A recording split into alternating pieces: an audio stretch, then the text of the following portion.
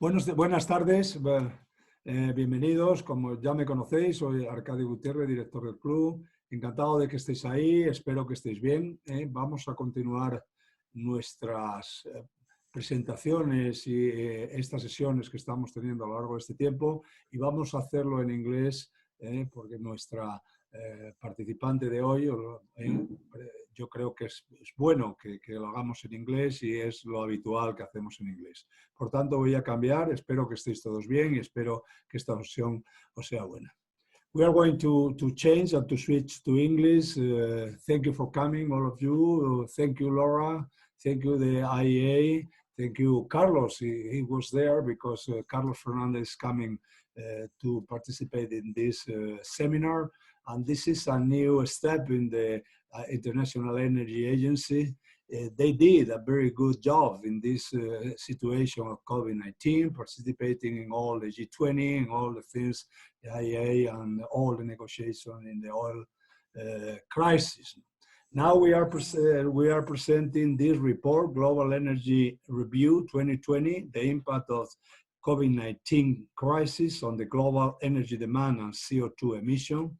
It was a report they did before, but now they are changed. They are changed to understand more about the COVID-19 crisis. And we have here Laura. She came many times here to help us. She came every year. Last time she was here was in November to present the outlook. She is the chief energy modeler of the IEA. She was responsible for the outlook for many years. She presented this outlook here many times. Well, we are very thankful to her for participating in this thing.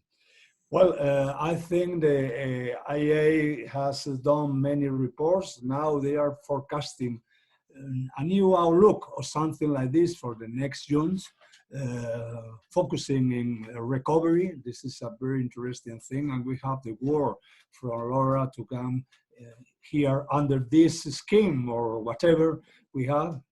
We would prefer to have her in person, but it won't be difficult to have in this case, but she has agreed with us to come here to present this in June, this recovery outlook for the IEA in June or early July, whatever he wants. Well, I don't know if I need to present again Laura. She is the agency chief energy modeler since 2018. She joined the International Energy Agency in 1999.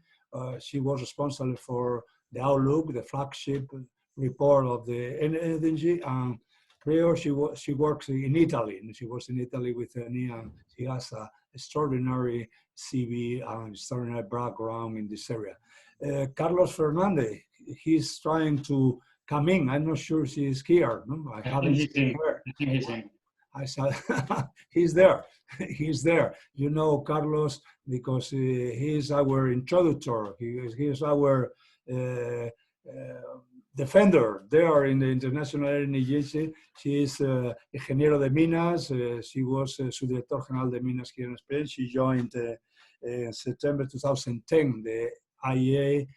She came here to introduce us, to present the coal report in January, no? Just in January, two or 3 months ago. It looks like 100 years. No? Well, Laura, the floor is yours. And the system, as you know, all of you, this is you can ask questions, you can ask openly in the chat. Sometimes you ask by the chat. If you have some problems, you can ask or to send the question to Pablo de Juan. He's going to translate this question to Laura and Carlos and whatever. This is the system we are following.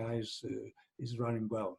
Okay, Laura, it's your time and your floor. Okay, thank you very much. Thank you, Arcadio. Thank you, Pablo. Thank you, Anna, for having invited us again. It's a pleasure to have this partnership, with you, and to have this new system, so that we, even further apart, we are still this close to each other. I really hope everyone in Madrid is doing better, and then the the easing of the lockdown is providing some better outlook for everyone. So as Arcadio just mentioned, it's a new report that we put together, Carlos, myself, and a few other colleagues at the IEA, really to try to understand what's happening to energy markets. And the way we have done it is basically doing two different things. The first, we have collected data for the first 110 days of the year. So we have data for fuels and countries around the world, and we try to understand from the data what is the situation, what is the impact that COVID is having on energy demand. Then we did another thing. We looked ahead towards the entire year 2020 to understand at this point in time what's our best estimate of how the year 2020 will look like for the energy sector. So everything of these you can find on our website. So I'll give you the pills, and more in depth to our website, Global Energy Review, you'll find all of the information. So basically, you all know what has happened. At the beginning of the year, this virus unfolded in China, Wuhan, and Hubei. But at the beginning of the year, the energy sector was not very much shaken. And the reason is simple. At that point in time, January, February, only 5% of global energy demand, so Hubei province basically, was in some kind of lockdown. So the impact on the global energy use was just basically this 5%. Then what happened? The virus spread to Europe, India, the United States, and we all started putting in place lockdown measures. So basically what's happened is the following. Over the span of just 1 month, from mid-March to beginning April, 3 weeks, the share of global energy use of the world that was affected by some type of containment measures jumped from just 5%, Hubei, to around 50%. So in the span of 3 weeks, the energy market found itself in a big shockwave, and we are still very much in the middle of it. So currently, still 50% of global energy use is under some kind of containment measures. How does the virus impact the energy use? There are basically 3 separate channels. The first is we are changing our habits. So we are making this conference like this, which means our electricity use at home is increasing, but I'm not taking the plane to come to Madrid. So the first is how our habits are changing. So first, electricity. We have analyzed and taken away the impact of weather and other things, analyzed really the COVID impact alone on country electricity demand. And what we find is the following. Basically, the more the lockdown measures comes in, the more electricity demand goes down, and kinds of plateaus around the levels of Sundays pre-lockdown. So all of the countries are stabilizing to a plateau which is around Sunday's level of electricity demand in lockdown. Of course, this is a net effect. What's happening is residential energy use is going up, in some cases quite a lot, 60–70%, but service demand, so restaurants, hotels, etc., collapsing, industrial demand also going down. So the net of those impacts is that basically we are flattening out towards rather low level that are Sunday levels. We are seeing this in Europe, but we are seeing very similar trends around the globe. This is India, very consistent trends. If you look at China, which is ahead of us in terms of easing lockdown, we actually saw that when China started easing lockdown, demand started recovering, and data for April show that actually we see a modest increase in electricity use. 2 other findings that are important here. The countries that saw the largest drop are economies that are more service-based. The countries that are more manufacturing-based saw a bit less of an impact. Interesting thing here is that I hope tomorrow, most likely tomorrow, you will see this graph on our website actually updated to the end of April. And our aim is that every week or every second week, we will track what's happening to electricity demand by country. And you can come back to our website, hopefully every Friday, and check how the electricity trends are are going. So this is the first channel. Energy markets are being affected through this electricity channel. There is a mobility channel. So currently, so those are data through mid-April. Basically, what the lockdown is doing is basically collapsing very much road transport and flights. These account for between 50 and 60% of global energy demand. Even today, as we speak in this very moment, basically global road transport activity is around 60% of what would be in normal periods of time. In India, which is one of the largest growing oil demand markets in the world, we are at 20% today. Flights, even worse situation. So this is putting those basically data together on transport activity has made our executive director and our oil market team come out just a few weeks ago saying that this April will be passed in the oil history as the Black April. So clearly transport is affecting oil. There is a third channel, which is the global economic activity, which is very much declining. So when you put the three things together, what we have done, we have looked at every week for all countries for which we have data to understand what is the impact of a week of lockdown and the severity of the lockdown on the energy use. What we find is the following. For countries that have limited restrictions, and those limited restrictions are, for example, sports events that are cancelled or large gatherings that are cancelled. You see every week of lockdown, limited restriction is around, you lose 8% of your weekly demand. In partial lockdown, what is partial lockdown, for example, is schools are closed.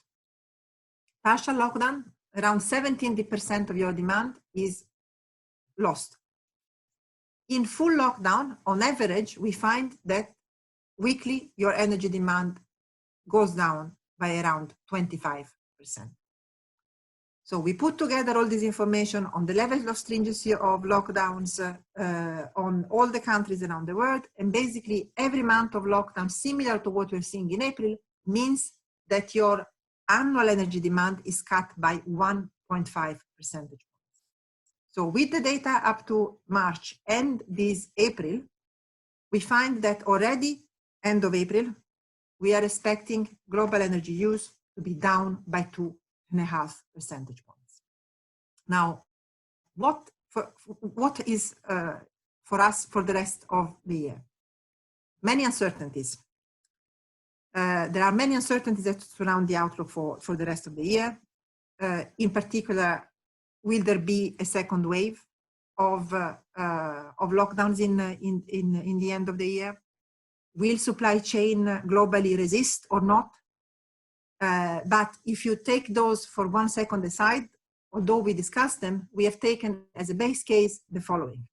We assume a very gradual opening up and easing of lockdowns throughout the next months, and a U-shaped recovery of different countries and of the global economic growth. So when you put all this together, what we are expecting is that we have to brace for a very, very big shock. A big shock that means something that we have not seen for the past 70 years. So this means that global energy use is going to contract by 6%. And when we say 6%, people think, but this is not very large. Actually, this is huge. So 6% is like basically you take the global energy demand and you take away in the span of 1 year the third largest energy use, which is India. So this is a huge shock to the global energy system. And if you look at it here in historical perspective, it's something that we have seen for the last time in the time of the World War II. Something that many of us will remember is the financial crisis. So that was already a huge shock to the global energy system. What we are expecting this year is something 7 times larger than the financial crisis. If we look by fuels, we don't have many good news. Coal, and Carlos can certainly expand much more on this. Coal is set for a very steep decline, 8%, the largest decline since the World War II. We are seeing similar reductions for gas, albeit a bit smaller. Reason for that is that we are seeing gas pricing going down so much that this is providing a bit of a cushion in terms of the decline in gas demand, and gas producing countries have actually done quite a lot of, and are doing quite a lot of coal to gas switch. So gas is declining very much, but not as much as oil, for example, or coal. Oil is a tremendous reduction. There are a number of reasons for that. It's not only a demand issue here, there is a lot of supply shocks happening at the same time. Arcadio mentioned this earlier. There was this G20 that was really aiming at putting together key producers to have production cuts. For the first time in the oil history, we have seen negative prices. So oil is being hit really from all directions. In terms of nuclear, we are seeing declines in nuclear, but less than declines that we are seeing in terms of electricity demand. And finally, on renewables, we are being relatively optimistic in the sense that renewables in the power sector are proving to be more immune than all the other fuels. I say a bit like our youngsters in the society are more immune. And what's happening is the following. Thanks to regulation that we have put in place in many parts of the world, renewables get priority access to grids. So we are still dispatching them, and this is a very good news because renewables in this very moment in time, when they're just dispatched, is the lowest marginal cost. So they're coming into the grids providing very low cost electricity generation. So this is providing, on the one hand, the reason of the resilience. The other reason for the resilience is the following. Towards the end of 2019 and even beginning of 2020, we have seen a lot of new installations of wind and solar coming online, and we are now benefiting from the production from those installations. If you look at electricity, we are expecting electricity demand to shrink globally. And I would say that there are a couple of things to note here. For Europe and the United States, we are expecting to see something similar. For Europe, it's going to be probably a bit more dramatic, but similar in terms of order of magnitude of what we have seen during the financial crisis. But a major difference compared to the financial crisis is that this shock is going to go everywhere. During the financial crisis, China, India, the developing world, we're still seeing a growth in electricity demand. This is not the case this time. This has very dramatic implications for grids development, for investment outlook for the power sector in these countries, where the investment needs both on the grid side and on the generation side, because we would be expecting more electricity need coming up in the next few years, may put our worry is that it will put the electricity sector in these countries in a difficult situation. We'll discuss this much more towards the end of this month with the World Energy Investment that will be published on the 27th of May. Now, if we look here, what's happening to electricity demand being cut, at the same time, we are seeing a major change in the supply side. So what does that mean? Is that we are seeing coal, that was and has been forever the king of electricity production. So the largest share of electricity globally has always been provided by coal. We have been seeing starting last year, 2019, is actually that low carbon globally has overtaken coal as the largest source of electricity generation. This is a big news. What does this low carbon mean? Actually, most of the increase has come from solar PV, wind, even offshore wind. At the end of last year, we have seen a lot of new installations, especially coming online in Europe. These are now working, and they've been working in Europe towards February, March, beginning April. We had a very windy period, a lot of wind production. So this has really bumped up the share of solar, wind, a bit of hydro as well there. big change in our global electricity supply with low carbon overtaking a coal for the first time in history, and actually this year even going a step beyond. To conclude here, and then happy with Carlos to have a more interactive discussions and have more of a conversation. What are the implications for CO2 emissions? Well, the CO2 emissions will not be a surprise to any of you, given what we have said up to now, are going to go down. They're going to go down significantly. We are expecting an 8% contraction, so more than energy demand. The reason is simple, because we are seeing coal being hit so strongly, coal with a high CO2 coefficient. So 2.6 gigaton down. Again, difficult to explain to colleagues that are not in the business how large this is. Maybe one way to think it through is that if you think after World War II, emissions have gone down, they've gone up very consistently, they've gone down just a few times when there were very severe shocks, financial crisis, oil shocks, and a couple of other instances. If you put together all the decline that we've seen post-World War II, you need to multiply that several times to get to the order of magnitude of the decline that we're having. Now, the big issue here is, yes, we are seeing a decline, but there is no reason to be happy about it. It's coming at huge costs. In Madrid and Spain, I've seen this firsthand. I am from Italy, from Milan, Lombardy. We've seen this for firsthand. This is coming at huge costs, human costs, economic costs. And the key thing is that very little of this is structural. So the moment economic activity will go up, we hope energy use, economic activity will resume. With this, if you look at past crisis, the lesson is very clear. Immediately after the declines, we had huge surges. If you look at what happened immediately after the financial crisis, the growth we had post-financial crisis was the largest growth ever seen in terms of incremental CO2 emissions. So we are working very strongly with governments to understand what would be the right measures to put in place to do a few things. First, make sure that the economy starts again very strongly, so that we can boost the economy, and the energy sector is there to help boosting the economy. Second, that the energy sector is there to provide new jobs.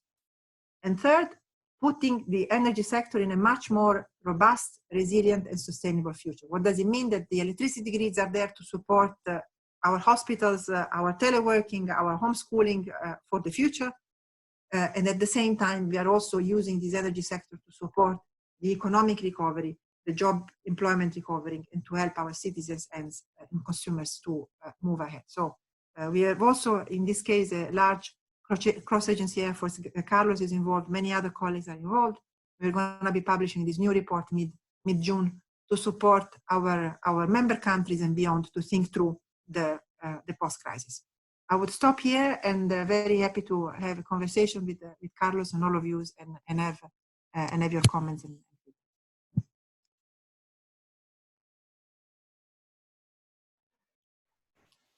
Okay, Laura. Thank you very much. Thank you very much, Laura, for this explanation you have had. Maybe, Carlos, would you like to add something or to comment something about this, or maybe we can jump to the questions and answer. Carlos?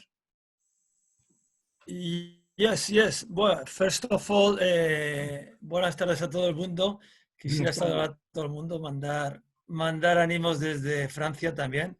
A mí Francia está golpeada, pero Laura mi corazón sigue estando... Laura está en Bruselas, ¿no? Ya no, pero digo Francia, nosotros la sede de la agencia, pero digo que aunque yo esté aquí, mi corazón sigue estando cerca de Madrid. Así que mando ánimos a todo el mundo y paso al inglés para que nos entendamos todos. So the thing I will only like to emphasize before going to the questions and answers, because it's a question that we have had very often, and Laura has just mentioned, is crisis will be like the 2010. So basically there are reasons to think that can be similar or cannot be. So first of all, there are some structural things that are very, very different now from 2010. I would like to remark two. First, the generation cost of renewables. So back to 2010, if we remember, we were talking of PV generation cost $200 megawatt hour or so. Wind is still cheaper, but not competitive compared with conventional, let's say, generation costs. Now this has changed dramatically, and in terms of LCOE, I mean, then we can discuss about the integration costs and so on, but I mean, the also change is gas price. So in 2010, I mean, for example, the discussion in US with the shale revolution starting was if gas will go ever to $4 million BTU. Now the discussion if they will go ever to $4 million BTU, but from the 1 point something or 2 that is now. And even if we go, we think in LNG was a very expensive fuel, because I mean, then came Fukushima, it's true, but I remember our conversations with $17 million BTU in Asia, $12, $14 in Europe. So in this position, I mean, this with this, let's say, framework, coal was very comfortable, and now this has changed in both fronts, gas and renewables. So this is the reason to think that everything will be different this time. But there is one reason to think that there will be some things that will be similar. So if we decompose the coal decline in 2 parts, let's say, one is the industrial part, small decrease, because one is 1/3 of coal use in the world, and let's say that if steel production decline 5%, coal use in the steel production decline more or less 5%. Okay. Also, Laura explained before, you have all these must-run or almost must-run renewables, and also at some point, some degree, nuclear. So the gas and coal are the marginal suppliers, so they basically has had the biggest hit in this electricity generation decline. So if in 1 year time, for example, we have a big recovery, economic recovery with a lot of electricity demand, with a lot of industrial output, a part, because I mean, part in Europe, in US is structural, but all decline will be recovered. And so let's say the picture is not at the 2010, but it has some similarities. And this is why the IA has always prepared, and it has prepared also these commentaries and this, I mean, the op-ed of our executive director, the Dr. Birol, in order for the countries to think that, you know, clean energies can be a big part of the stimulus package, because otherwise we'll go back to, because structural changes that Laura mentioned, I mean, we have what we had before the COVID crisis, okay, you know, the sale and so on, but nothing else. So I think this is what I wanted to add. Okay. Okay, thank you very much. Pablo has a lot of questions there for you. Okay. Yeah. Thanks very much for the presentations, Carlos. The first questions have to do with coal, so maybe you can answer them. Laura has mentioned that coal has had the biggest decline, 8% decline of all fuels. So they ask you for the main reasons for this.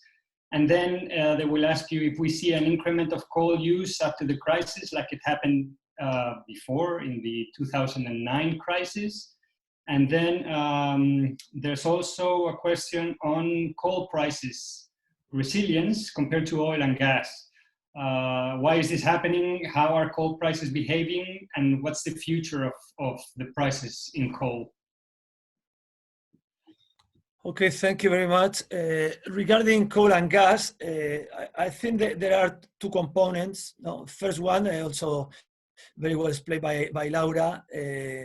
we have some places. US is the best example, in which, I mean, because US is still the third largest generator of electricity from coal in the world, and the largest by far, generator of electricity from gas in the world. So in US, coal generation is just collapsing, whereas gas generation is, well, I mean, increasing a bit, depending on how electricity falls, will behave. But I mean, this is a difference, and we have other places like this. And then if we consider that electricity, because I mentioned this, this marginal supply of electricity of coal and gas that amplifies the demand decline, what you don't have in industry, because in industry you have fertilizers declining 10%, pretty much gas declining 10%, So this, let's say, amplifying the effect of electricity, 63% actually of coal is used for electricity production, whereas 40% of gas is used for electricity production. So these are the main reasons why, let's say that coal is because it's true that as a good mnemotechnic rule, the fuels behave like the people. So coal, that is the oldest, is the hardest heat, and then oil, and then gas, and then the youngest, that is renewables, wind, solar, and so on, are almost immune. So somehow it's the same thing, but for different reasons. About coal prices, what I think when you look at coal prices, you need to look at China. So then you understand what is going on in China, and then we see what is going on everywhere. So basically what we had in China was that prices well maintained, because in the very first moment there were some concerns about the supply and so on, but supply behaved very well in China. March actually was highest coal production in a few years recorded. So what we have now is oversupply in China. Demand also is recovering. Laura mentioned some numbers, is recovering, but I mean, output has coal production recover much faster. So we have seen prices in China going down, and after this, coal prices everywhere. And now in Europe, for example, for coal landed in Rotterdam are levels within since 2003 in nominal prices. So I mean, coal coal prices are really hit. Maybe not that much as oil and gas, because I mean, coal storage is easier than gas storage or oil storage. I mean, there are some economic, let's say, reason, but I mean, coal has been also hit. Okay. I think this answer. Thank you, Carlos. I would say 30% of the questions have to do with energy policy. So you're saying in 2020, 8% of the emissions are going to go down. And they're asking you, are they going to have to countries review their energy policies? How does this affect the energy transition? What can we do so there's not a big rebound? Do you think there will be a big rebound? There are many, many questions around that issue there.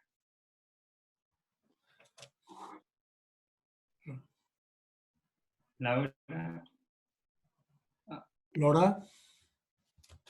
Yeah, I think because I think I will pass the floor to Laura, because I already mentioned just about coal. So I mean, I'm not going to repeat. Depending on how the stimulus are designed, and for example, in China, it's clear that I mean, the steel sector in China, for example, will be the largest.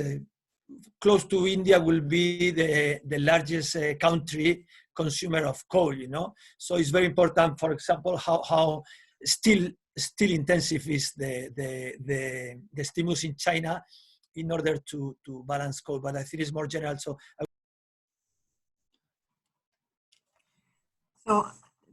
thank you for the question. I think maybe I'll answer with drawing from two meetings that the executive director co-hosted very recently.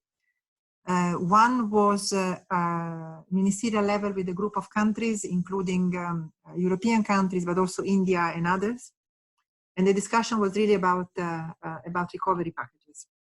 And I have to say that a lot of the focus was about stimulus packages, stimulus and recovery packages building better. So with the focus on cleaner infrastructure, more resilient infrastructure, and cleaner investment. Very similar discussion happened just a couple of days ago with in a meeting that, again, the executive director co-hosted, this time with the World Economic Forum, with the major energy companies in the world. Some of the Spanish ones were there too. And there again, a very big commitment of the companies themselves saying, if the policy is there, we are happy, we are ready to invest more towards a cleaner energy future. Should we sit down and be content with this? I would say that not yet, because there is still a lot of uncertainty and is not universal yet. This buy into the stimulus will be cleaner. Concerns about economic recovery and jobs are first in the minds of everyone. And I think we need to prove first that a cleaner, greenner stimulus is good for the economy and jobs. I hope that the numbers that we're putting together, these analytical pieces we're putting together, will provide a very analytical basis to discuss this. For the time being, we see countries that were convinced before going stronger towards the energy transitions, countries that were not convinced before taking a bit of a break. So we need to see the balance. Okay, I think the second biggest number of questions have to do with investment in renewables, and they kind of ask what you just said. How is the COVID-19 and the investment being redirected to try to change the economic situation that we're in now is going to affect investment and in energy, and mainly they ask you in renewables. They also ask you if there's been, if you know if there's been any supply chain disruption in renewables for the last couple of months. I think you kind of mentioned it during your presentation. And well, they also ask you for the reason for renewables to be the only energy source on the rise in 2020. And I think you mentioned, yeah, policies, priority access to the grids, and new installations in 2019. So maybe you can go deep into that. So what we have been seeing is renewables installation is continuing to grow, but at a pace that is lower than in the previous years. Areas that have been impacted the most are residential solar. For the confinement measure, clearly you cannot have the person coming and install. So this in the US especially has had a big contraction for the time being. However, plans that were in the pipeline for wind, utility scale solar, we're seeing some continuation for the past few months with some delays, but not major. Have we seen disruption in supply chains? I would say that there are a bit of different stories depending on the renewable industry. Wind is much less affected by long supply chains because the supply chains are more balanced and shorter. Solar was heavily affected at the beginning because Hubei happens to have a lot of the actually capacity for manufacturing not only of solar but also of batteries. But we are seeing this being reestablished pretty quickly. So we are more on the optimistic side. Does it mean that installation this year will continue at the pace that we've seen in previous years?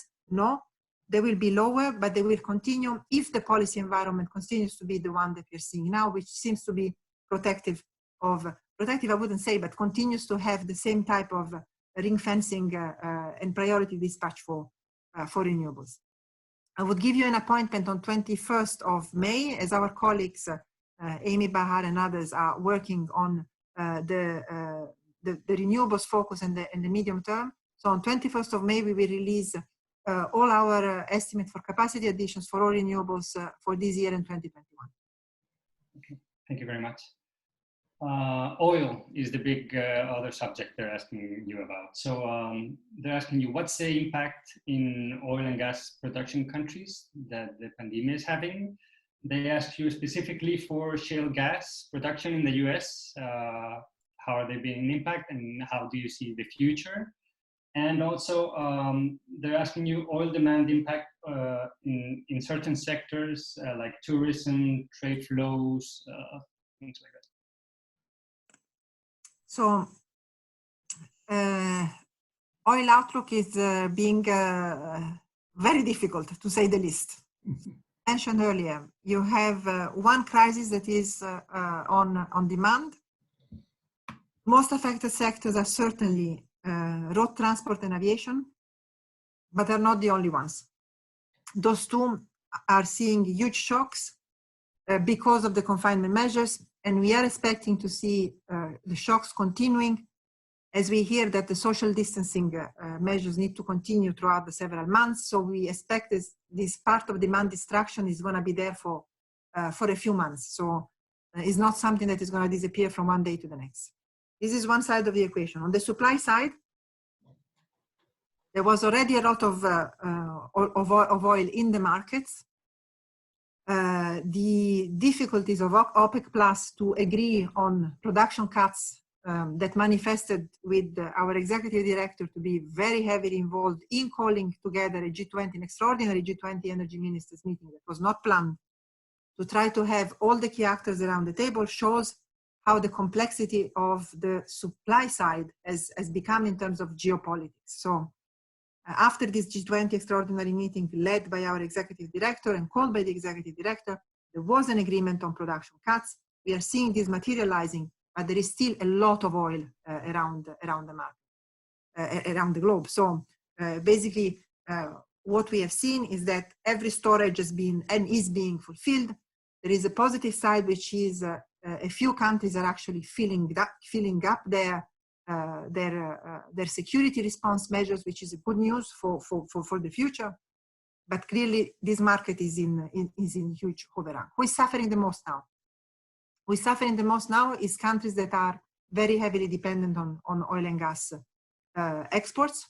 So Gulf countries are terribly impacted. We are particularly concerned on Iraq, where there are big issues in terms of actually paying salaries for the government's employees. Government's employees in Iraq account for around 40% of the labor force, so it's a huge number. So we are really seeing very dramatic implications around the Gulf, with, for us, Iraq being one of the really key areas where we were expecting a lot of production growth coming, and where population is really being impacted very strongly. What's happening in the United States is mostly about the resilience of the sectors towards lower prices. Clearly, we're seeing production being lowered, but being at the same time somehow resilient as well.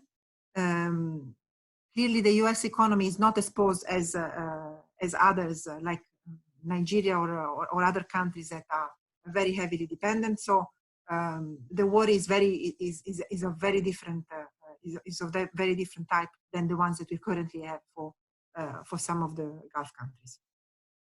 Thank you, Laura. They're also asking me about your scenarios. So there are a couple of questions with that. One says if your scenario definition in the World Energy Outlook for 2020 and beyond will change. And also they're asking you if you can give an explanation on how you have adjusted your scenarios and results that you just showed, isolating COVID-19 from other variations. So on the World Energy Outlook, we are working on it. So we are working on it, and we are very much adapting. Carlos knows very well as well. The agency is trying to be as responsive as possible. So we are thinking through what's actually going to be most helpful. So I cannot tell you now what will be the scenario definition. It's very much something that we are discussing with the executive director and colleagues in EMS as well in Carlos' department. So it's very much in evolution as we speak. Currently, the plan is that we will release it as usual towards the end of the year, but we are clearly monitoring what's happening very, very closely. So our aim is that we'll try to have a product that is as useful as possible. I didn't understand the other question on the impact on COVID.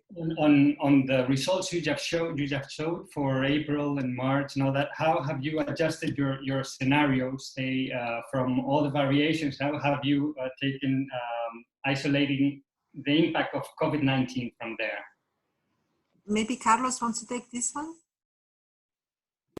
Okay, thank you, Laura, because I mean, you could do it, but at least I can answer anything. Yeah, something. Okay, yeah, I mean, it's very interesting, yeah, because indeed we have been reading news that were not very accurate. So basically, what we have when we have a comparison year on year, as we all understand, we have one is the calendar. I mean, this year is very good because as we have one day more in February.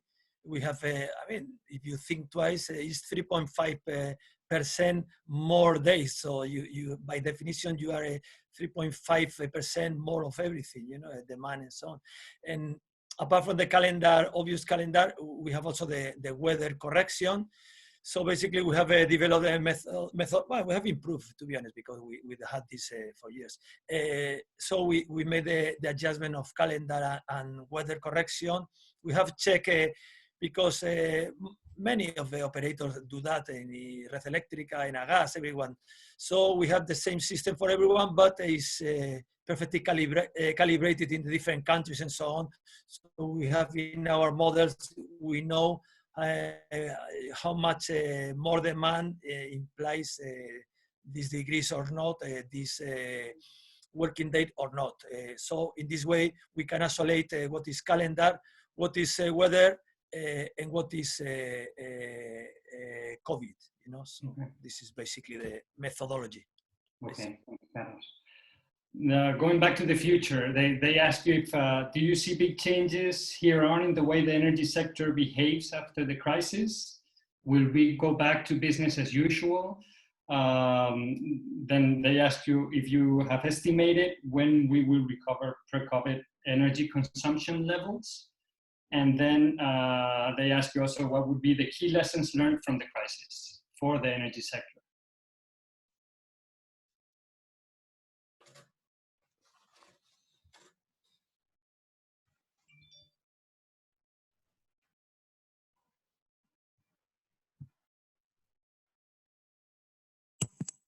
Yeah.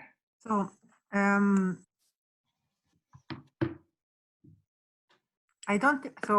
I think that the first question applies for the energy sector, but it's very much for our society as a whole. So will our society go back to what was pre-COVID? And I think the answer is for the energy sector very much reflects what will happen to our society. So will we continue to do teleconferencing like this one and not come to Madrid to make a presentation? Will we continue to do this? Will Carlos and I work from home more often? Will our kids be homeschooled for a longer period?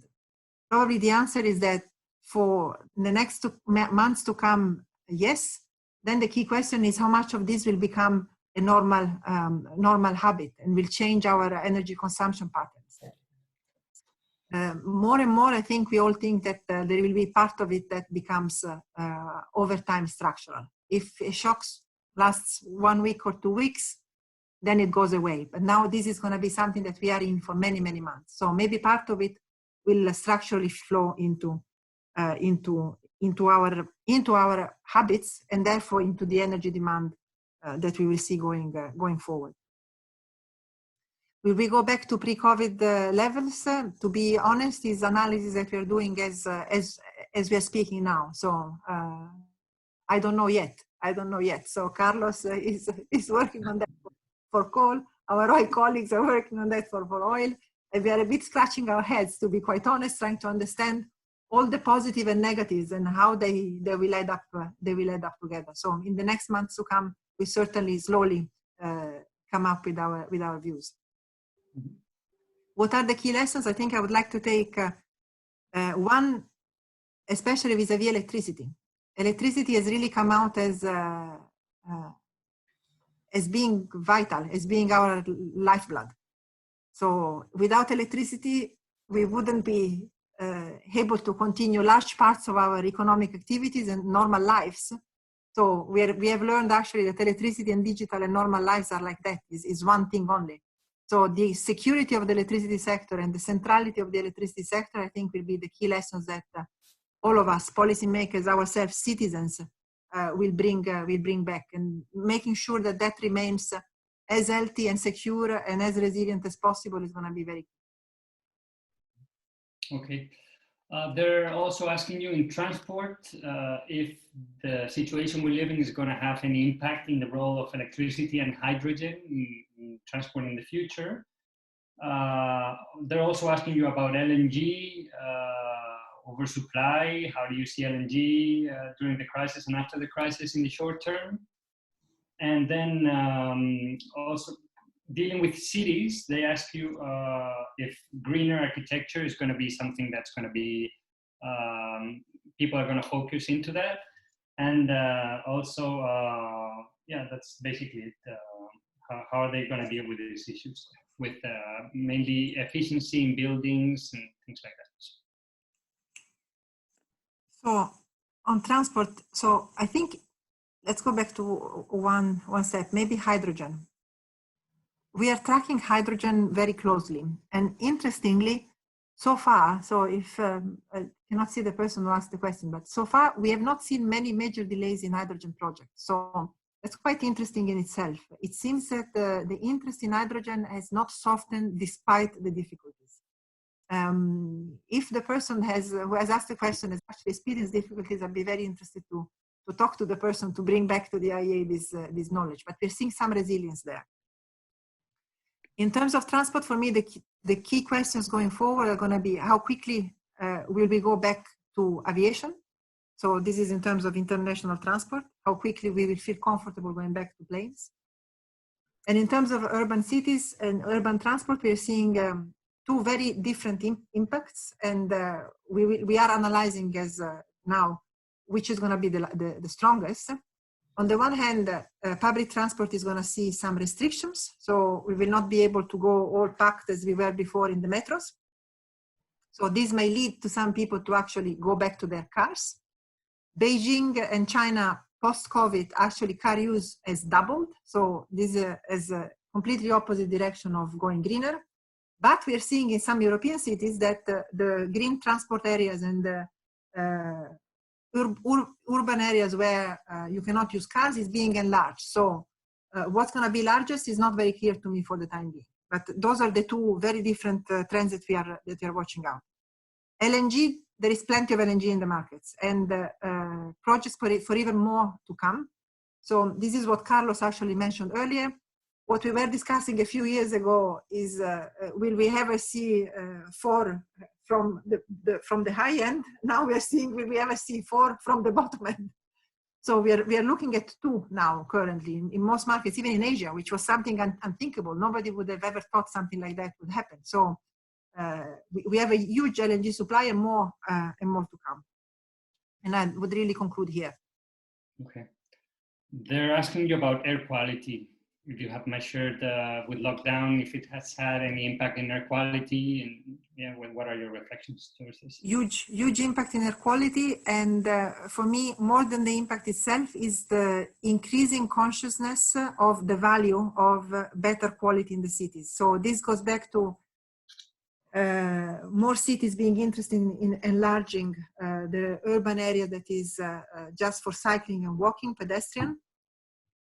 And I think that it's probably going to be more demand from some citizens. I would like to also note something else, that sometimes these discussions are from colleagues and people that can afford to live very close to the city center, and they're kind of more wealthy. People that live normally in the suburban areas, they're poorer, and for them, living with the car is essential to go to work and to go to the city center. So we need to be a bit careful not to come out of this crisis creating even extra layers of social differencing. Okay. There are a couple of questions concerning ETS markets. So what's the impact in prices? How is it's going to affect the market? What do you think is going to happen? We had a webinar yesterday or a couple of days ago with a view from the European Union, but if you can say a little bit more about ETS markets all around the world and what's their impact in prices in CO2? So prices have been, as everything else, on a rather downtrend, but there's nothing surprising there, I would say. There is going to be a lot of oversupply. So I think that there may be a need for a tightening. We have this market stability reserve that is already there, but maybe there has to be some extra thinking to make sure that that prices remain at level that continue to be meaningful. Mm-hmm. Okay. And there are... Carlos wants to add something on this one, maybe. Would you like to add, Carlos? Well, he's got his microphone now. I think it's okay, Carlos.